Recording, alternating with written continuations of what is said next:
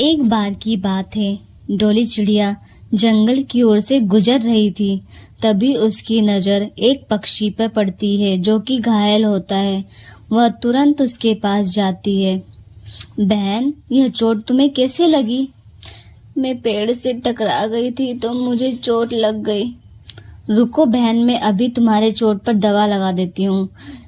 डोली चिड़िया जंगल में जाकर कुछ जड़ी बूटियां लेकर आती है और उसे पक्षी के ऊपर लगाती है। थोड़ी ही देर में उस पक्षी को थोड़ा आराम मिलने लगता है। चिड़िया, तुम्हारा बहुत बहुत धन्यवाद। तुमने मेरी मदद की। यहाँ से इतने पक्षी गुजरे पर किसी ने भी मेरी मदद नहीं की। कोई बात नहीं है, ये तो मेरा फर्ज था। चलो अब मैं अपने घर जाती हूँ। डोली चिड़िया इतना कहकर चली जाती है।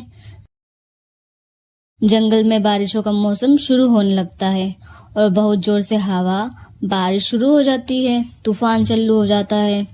तभी डोली चिड़िया का घर कमजोर होने के कारण अचानक से नीचे गिर जाता है, जिससे डोली चिड़िया पानी में भीगने लगती है। उसे बहुत ही ठंड लगने लगती है। बारिश की वजह से तो कांपने लगती है। वो उड़ते उड़ते कालू कौवे के घर की तरफ जाती है। कालू कौवे को बोलती है, कालू भैया, आप मुझे अंदर बुला लीजिए ना, मेरा घर टूट गया है, मैं बारिश में भीग रही हूँ।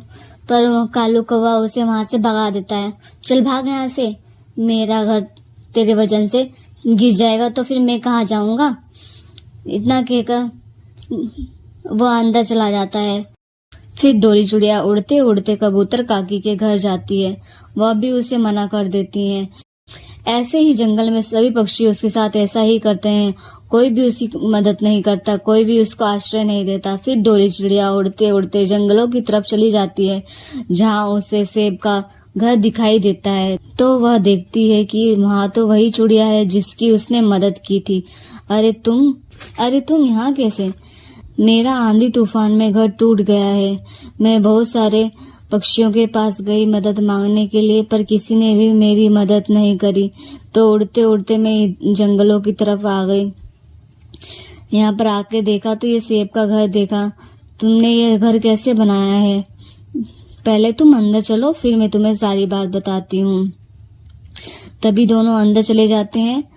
आज मुझे मौका मिला है तुम्हारी मदद करने का, तो मैं तुम्हारी मदद करूंगी। यह सेब का घर में जो मेरी दादी ने एक जादुई बीज दिए थे। इस जादुई बीज से सेब, बहुत बड़े सेब होते हैं, जिससे उसके अंदर घर बना के रहा जा सकता है। तो कल सुबह होते से ही हम तुम्हारे लिए भी घर बनाएंगे। अगले दिन सुबह जब होती है, बारिश बंद हो जाती है। डोली चिड़िया और पक्षी फलों का घर बनाने की तैयारी में लग जाते हैं और सेब का बीज लगाते हैं। तभी वहां पे अचानक से एक बड़ा सेब उग जाता है, जिससे दोनों घर बनाने लगती हैं। डोली चिड़िया के पास भी अपना घर हो जाता है। अब दोनों चिड़िया एक साथ में हंसी खुशी रहती हैं। अब डोली चिड़िया को ना किसी मौसम का डर था, ना घर के टूटने का डर था। इस बार डोली चिड़िया को एक जादुई सेब का घर मिल जाता है। दोस्तों, अगर यह कहानी आपको अच्छी लगी हो तो मेरे चैनल को प्लीज लाइक एंड सब्सक्राइब करें। धन्यवाद।